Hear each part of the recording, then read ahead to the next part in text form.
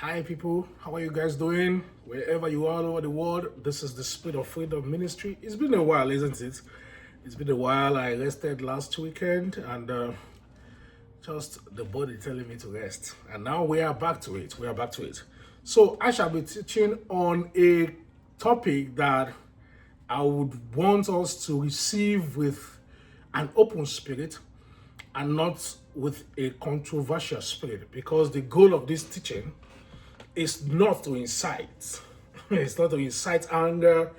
It's not to incite anything against with the environment we are in, against the leadership we are under, because God wants us to honor our leaders.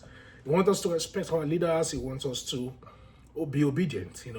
But at the same time, this topic is also coming because in God planning and hoping and him aiming to achieve his purpose inspires what I want to teach about. So for the purpose of God to stand sometimes, what I want to teach about is necessary.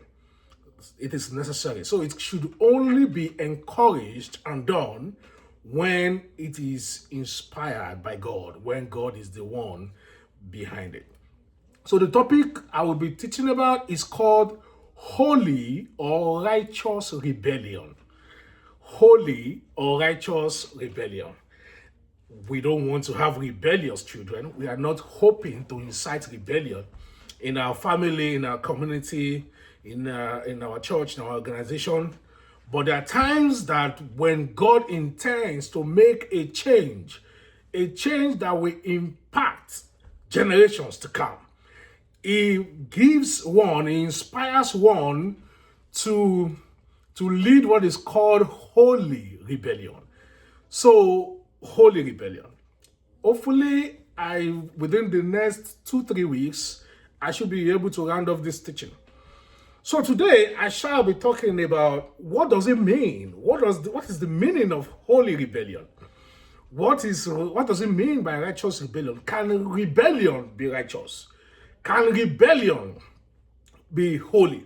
Because the connotation we have, the perspective we have mostly with that word rebellion is negative.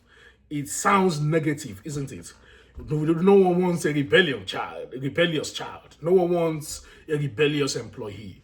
You understand what I'm saying? So it is important we understand in the context of God and the purpose of God and the destiny that God has assigned for us.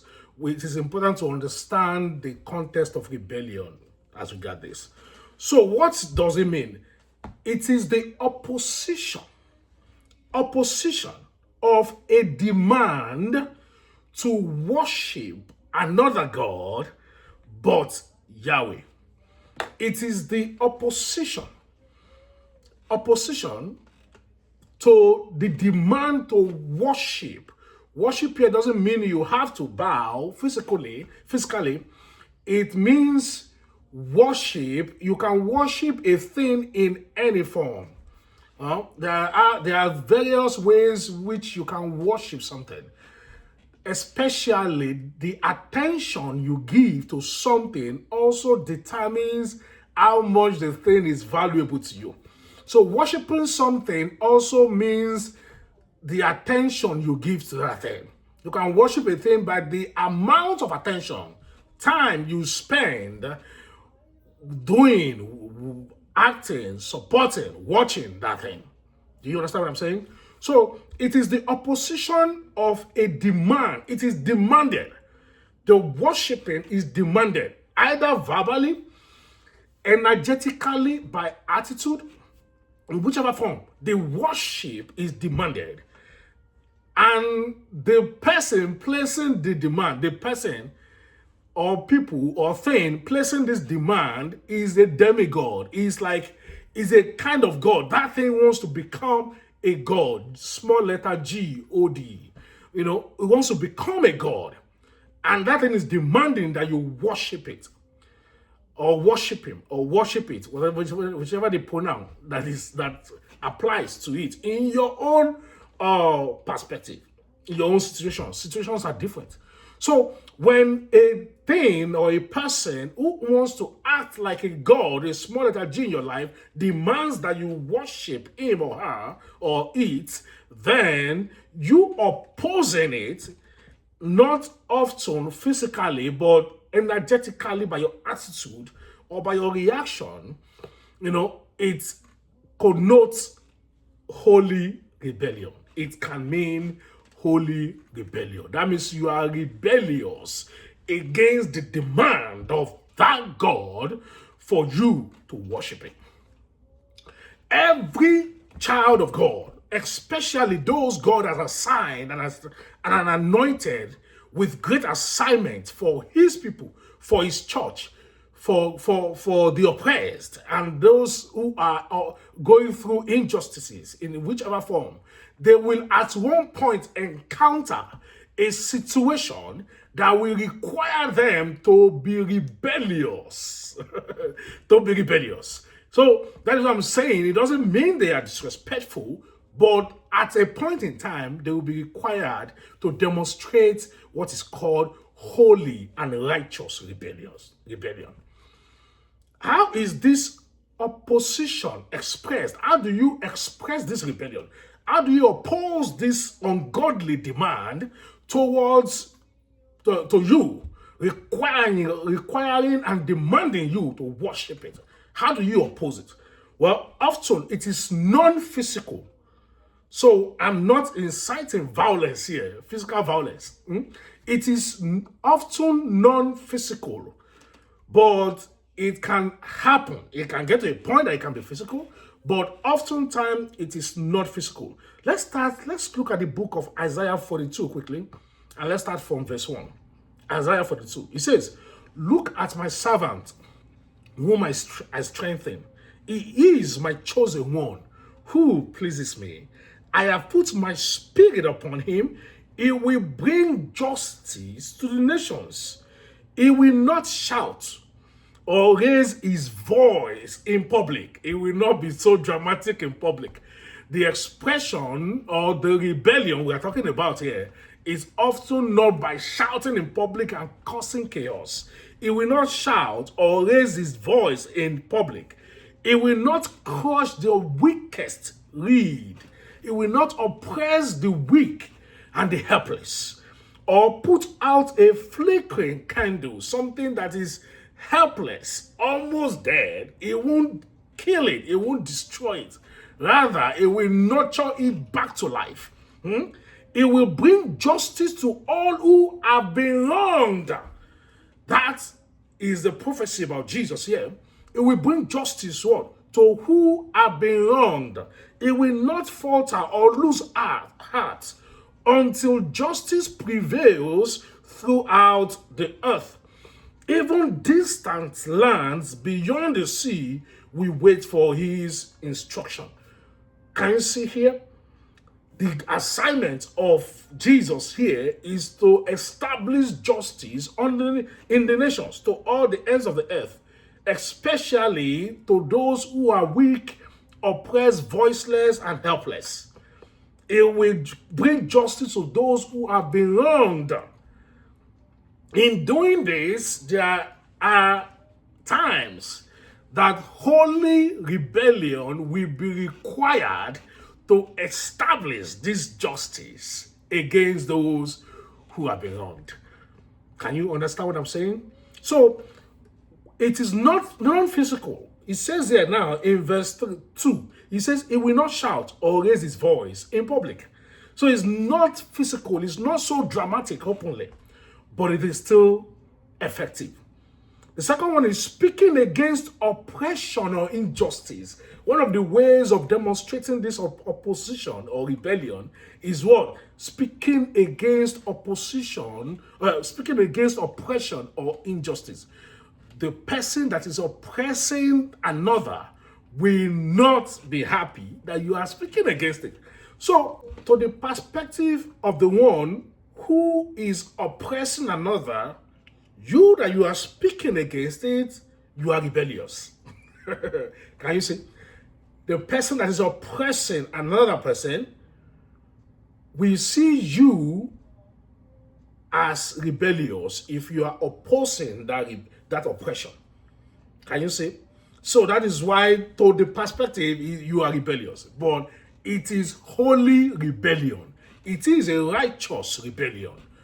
It might be rebellious to him, to the oppressor, or whoever the oppressor is telling the story to.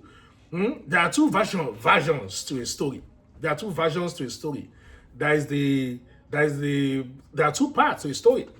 So one person will see it as a rebellion. You will see it as fighting against oppression. Can you see that?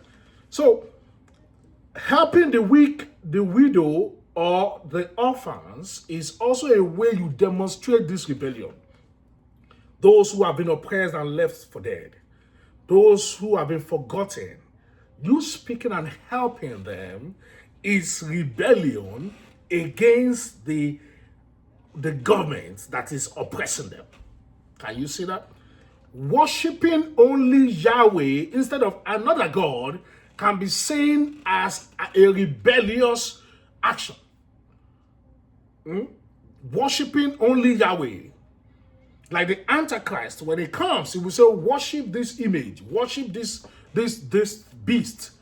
But if you say, no, I can't, I only worship God, to the Antichrist, you are rebellious. You are rebellious. So there will be a point in time in our lives and assignments that we will face the choice of either rebelling righteously or accepting the plan of the enemy. There will be a time. And I'm preparing you for that. If you have not experienced that before, it is coming. It is coming. You will have to make a choice. Should I bow down for this? Should I stay here because it is comfortable and because this person demands that I stay here? Or I go there according to the leading of God, which will open me up to my destiny, my purpose, and my assignment that will to help others that will come after me. You know, that is it. Are you going to bow and succumb to the present need because that person offers you a little more comfort? That comfort there, that place there is demanding that you worship it. Worship the temporary comfort, your comfort zone, at the expense of temporary inconvenience, which will bring long-lasting peace, blessings, and comforts. Not just to you, but to your unborn generation. It is that deep. It can go that deep. So, holy rebellion is one of what God will call his chosen ones and his children to undergo at a point in time. Are you ready for it? Are you ready for it? If you look at Psalm 118 verse 9, it says, it is better to take refuge in the Lord than to trust in princes. Princes here connote a powerful person, someone in power. It could be king, it could be governor, it could be president, it could be anybody.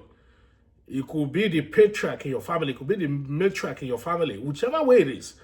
The prince here is symbolic of the most powerful person in your sphere of environment, or one of the most powerful persons. So will you bow to that prince, or you will rather disobey that prince to obey God?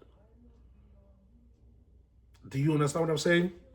So may God give us help and grace to withstand this adversity when we are at this junction to make a decision. May God give us the wisdom and the discernment and the boldness to be rebellious righteously and not to succumb to our comfort zone, to the small letter G, O-D, the God that wants to dominate us. Thank you.